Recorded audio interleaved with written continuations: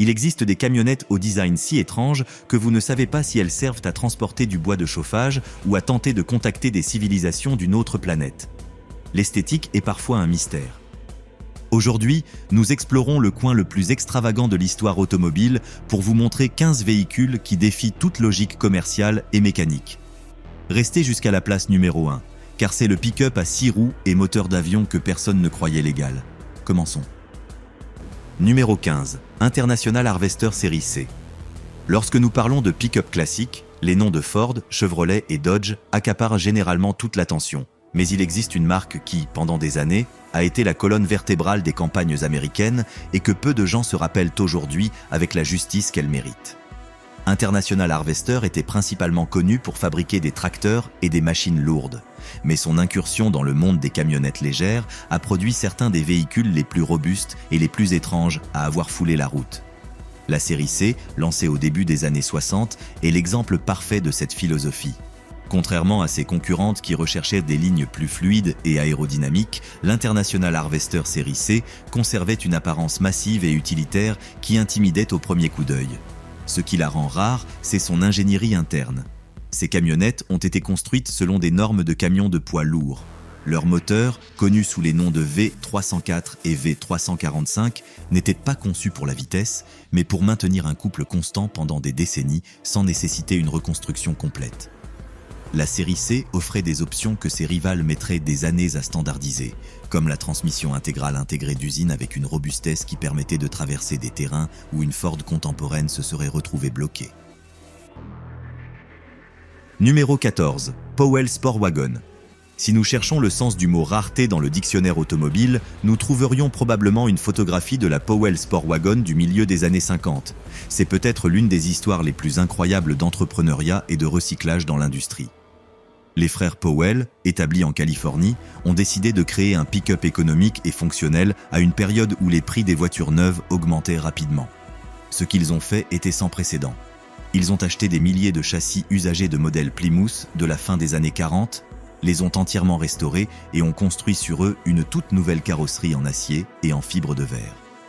Le résultat fut le Sport Wagon, une camionnette qui semblait en avance sur son temps par ses lignes épurées et son concept de véhicule récréatif.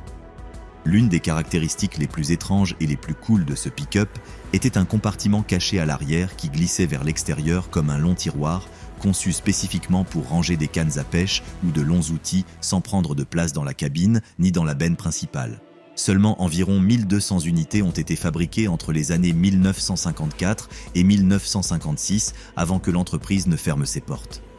Parce qu'ils utilisaient des composants mécaniques de Plymouth, c'étaient des véhicules faciles à réparer, mais leurs carrosseries uniques ont beaucoup souffert avec le temps.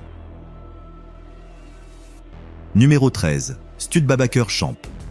La marque Studebaker a toujours été connue pour ses designs avant-gardistes qui laissaient souvent le public perplexe, et le pick-up Champ n'a pas fait exception.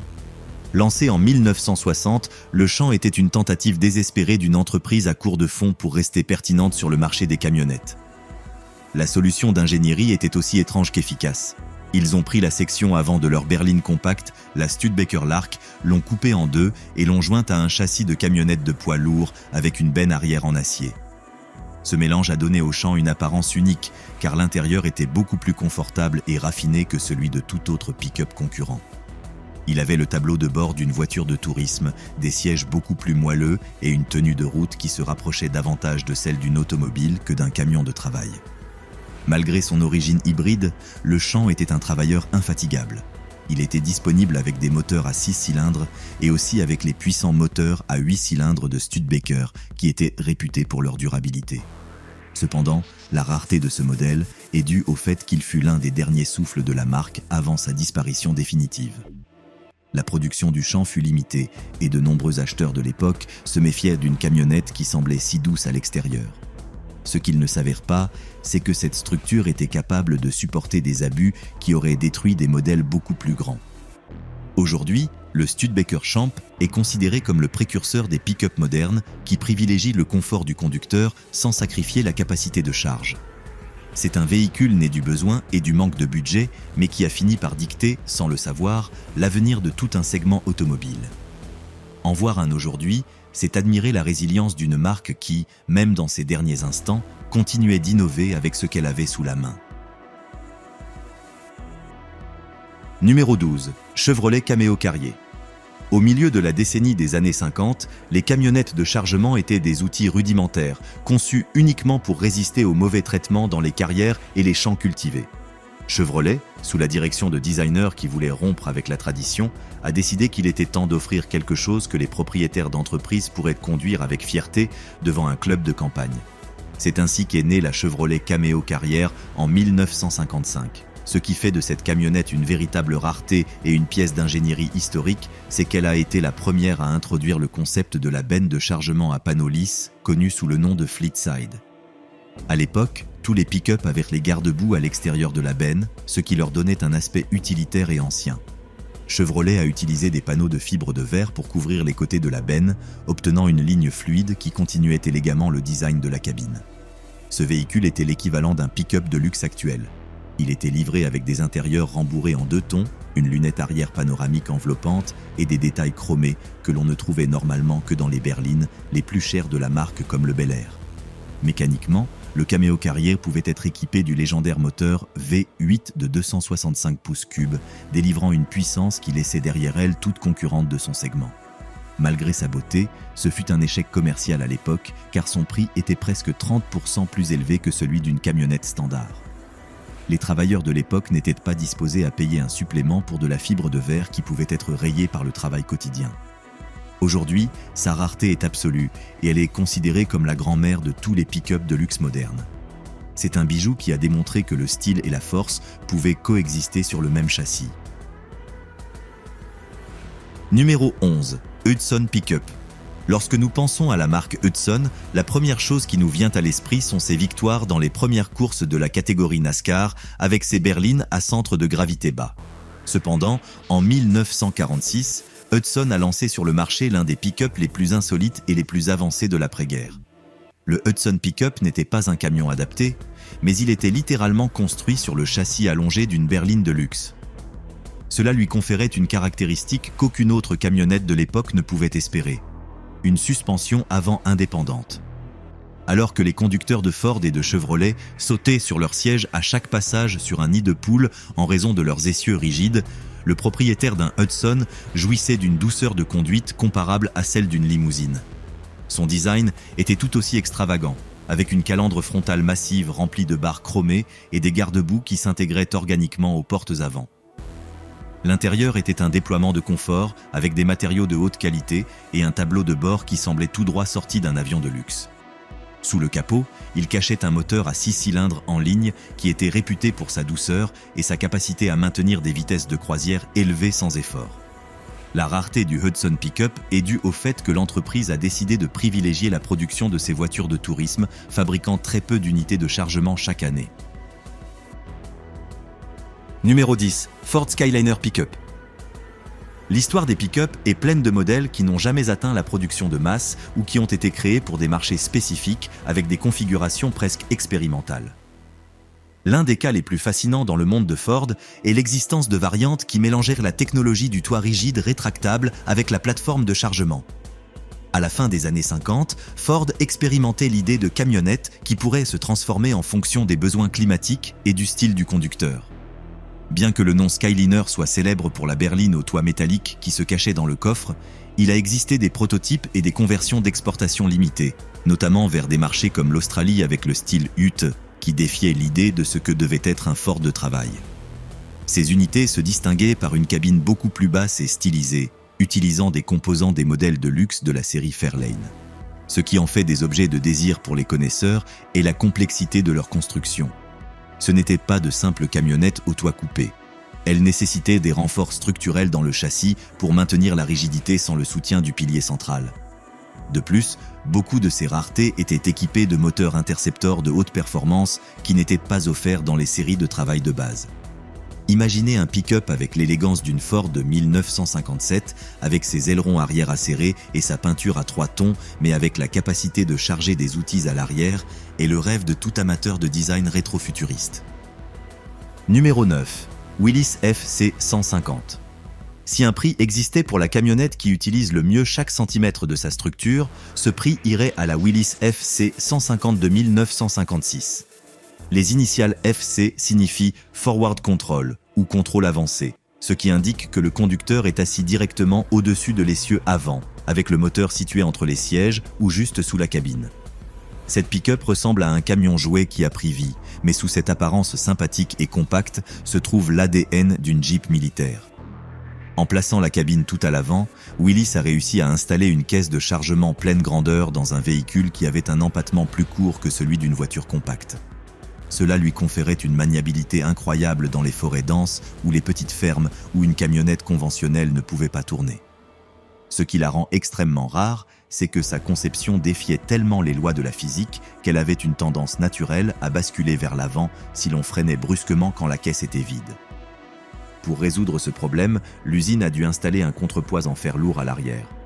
Malgré ce détail, la FC 150 était une bête tout-terrain, équipée du moteur Hurricane à 4 cylindres qui était virtuellement indestructible. Sa rareté aujourd'hui est due au fait que ces véhicules ont été utilisés dans des conditions extrêmes par les services forestiers, les aéroports et les fermes de montagne, où l'entretien n'était pas la priorité. En voir une aujourd'hui, surtout les versions qui conservent leur configuration d'usine sans modification moderne, est un rappel d'une époque où l'industrie automobile n'avait pas peur d'expérimenter avec l'architecture des véhicules pour résoudre des problèmes d'espace et de fonctionnalité. C'est un design qui aujourd'hui semble sorti d'un film d'exploration spatiale des années 50. Numéro 8. Jeep Comanche Scrambler. Au début des années 80, Jeep a décidé qu'il était temps d'apporter son esprit aventureux à un format qui mélangeait le meilleur de deux mondes, la capacité de charge d'une camionnette et la liberté d'un cabriolet. C'est ainsi qu'est née la Jeep Scrambler, connue en interne sous le nom de CJ8 en 1982. Ce véhicule est une véritable anomalie dans l'histoire automobile, car il défiait toute logique de sécurité moderne. Imaginez une camionnette avec un châssis de Jeep allongé où la cabine n'avait pas de porte métallique complète, mais des bâches ou des portes mi-hautes, et un toit que vous pouviez retirer complètement pour sentir le vent en traversant un désert. Ce qui la rend extrêmement rare, c'est sa configuration de chargement. Elle avait une petite caisse fonctionnelle, souvent ornée d'arceaux de sécurité et de graphiques latéraux qui criaient l'esthétique des années 80. Sous le capot, elle montait généralement l'indestructible moteur 6 cylindres en ligne de 4,2 litres, célèbre pour son couple à bas régime. Bien que des célébrités comme le président Ronald Reagan en aient eu une dans leur ranch, la Scrambler n'a pas été un succès commercial massif. Elle était trop petite pour être une camionnette de travail sérieuse et trop étrange pour être une voiture de tous les jours. Aujourd'hui, en trouver une qui n'a pas été modifiée pour le combat extrême sur les rochers est presque impossible, ce qui en fait une pièce de collection qui représente le côté le plus ludique et le plus risqué de la marque Jeep. Numéro 7. Datsun 1200. Alors qu'aux États-Unis les camionnettes grandissaient en taille et en consommation, du Japon arrivait une proposition qui ressemblait à un jouet, mais qui finirait par conquérir les coins les plus reculés de la planète. La Datsun 1200 de la série B110 est la définition de l'efficacité maximale. Sa rareté ne vient pas d'un design futuriste, mais de son étonnante longévité et de sa résistance. Équipée d'un moteur de la série A d'à peine 1,2 litres, cette petite géante délivrait un peu plus de 60 chevaux. Cependant, son poids était si réduit qu'elle pouvait charger près d'une demi-tonne sans se plaindre.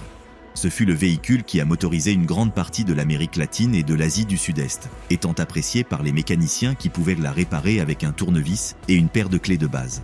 Ce qui la rend spéciale pour les passionnés actuels est sa pureté mécanique. Elle n'a pas de direction assistée, pas de freins assistés, et sa traction arrière en fait une plateforme étonnamment amusante à conduire. Dans de nombreux pays, ces camionnettes ont été exploitées jusqu'à l'épuisement sur les marchés de fruits et dans les zones rurales, donc trouver un exemplaire en état d'exposition est comme trouver une aiguille dans une botte de foin. C'est le témoignage d'une ère où moins c'était plus, et où l'ingénierie japonaise a démontré qu'il n'est pas nécessaire d'avoir un moteur à 8 cylindres pour faire tourner l'économie d'une nation entière. Numéro 6. Shelby Dodge Dakota.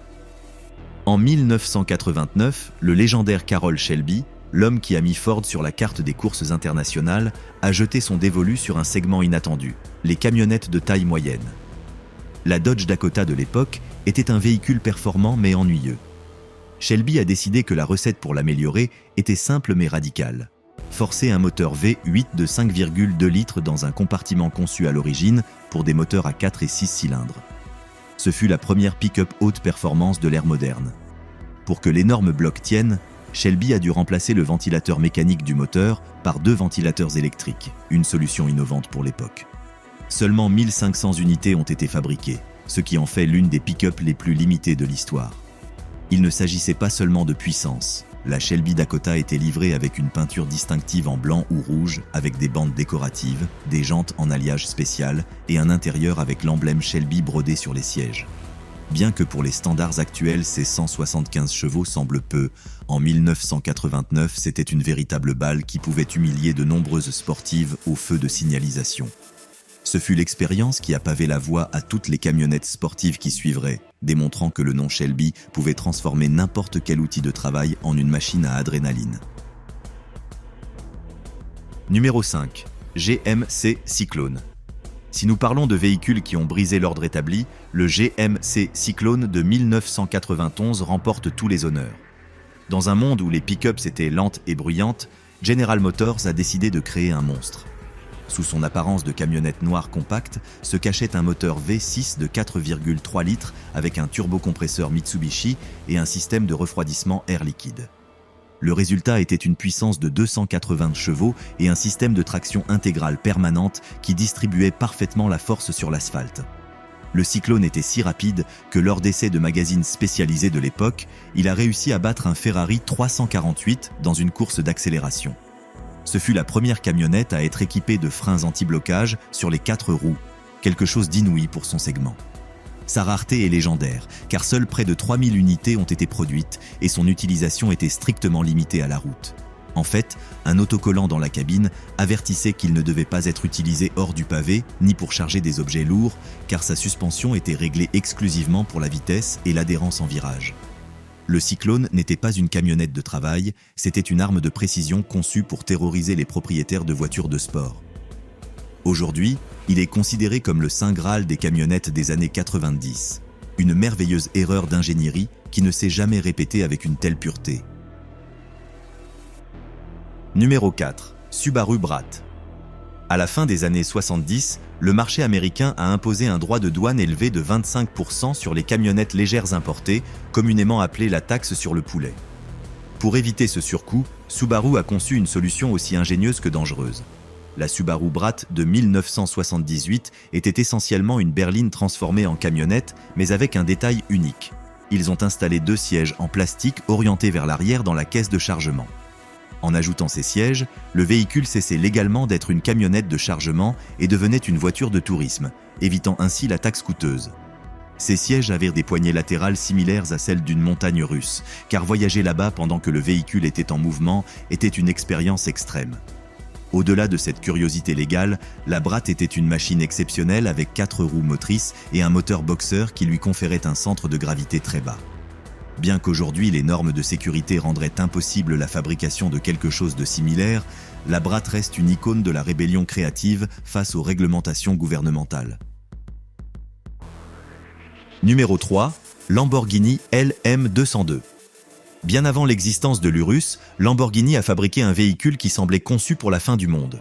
Le projet a commencé comme un prototype militaire, mais a fini par devenir le LM002, surnommé le Rambo Lambo. Ce que peu de gens savent, c'est qu'il existait des configurations spéciales de type pick-up destinées aux cheikhs arabes et aux hauts commandements militaires qui avaient besoin de traverser des dunes de sable à des vitesses absurdes. Sous l'énorme capot avant se trouvait le même moteur V12 de la légendaire Lamborghini Countach, ce qui lui permettait de déplacer ses presque 3 tonnes de poids avec une force brutale. Pour alimenter cette bête, le réservoir de carburant avait une capacité de presque 300 litres. C'était un véhicule d'excès avec des pneus larges conçus exclusivement par Pirelli pour pouvoir flotter sur le sable du désert. Sa rareté est absolue et voir l'une de ces camionnettes avec sa petite caisse de chargement ouverte, c'est assister à l'un des moments les plus étranges et fascinants de l'histoire de la marque italienne. Numéro 2. Mercedes-Benz 22 Diesel. L'histoire de la Mercedes-Benz. 22 Diesel, connue dans le cône sud comme la pick-up argentine, est un exemple d'adaptation et de nécessité. Au cours des années 70, les restrictions à l'importation en Argentine ont obligé l'usine locale de Mercedes à faire preuve de créativité. Utilisant comme base le châssis de la robuste berline W115, ils ont fabriqué une camionnette de luxe qui n'existait nulle part ailleurs dans le monde de manière officielle. Ces pick-ups conservaient le confort de conduite et l'élégance du tableau de bord d'une Mercedes-Benz, mais avec une caisse de chargement en bois ou en métal harmonieusement intégrée à la carrosserie. Elles étaient équipées des légendaires moteurs diesel de la marque, célèbres pour dépasser le 1 million de kilomètres sans réparation majeure. C'étaient des véhicules utilisés par les propriétaires de ranch et les entrepreneurs qui voulaient l'utilité d'une camionnette sans renoncer au statut de l'étoile à 3 branches.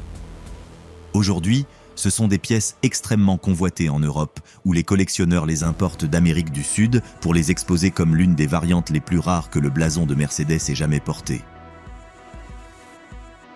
Numéro 1. Dodge Lille Red Express. En 1978, une faille juridique a permis à Dodge de créer le véhicule de production le plus rapide de tous les États-Unis, dépassant même la Corvette de cette année-là. Le Dodge Lille Red Express n'était pas un pick-up conventionnel. C'était un camion haute performance avec une esthétique incomparable. Sa caractéristique la plus frappante était les énormes tuyaux d'échappement verticaux chromés qui sortaient directement derrière la cabine, identiques à ceux des gros camions de 18 roues. La benne était revêtue de bois de chêne véritable et de détails dorés sur une peinture rouge vibrante.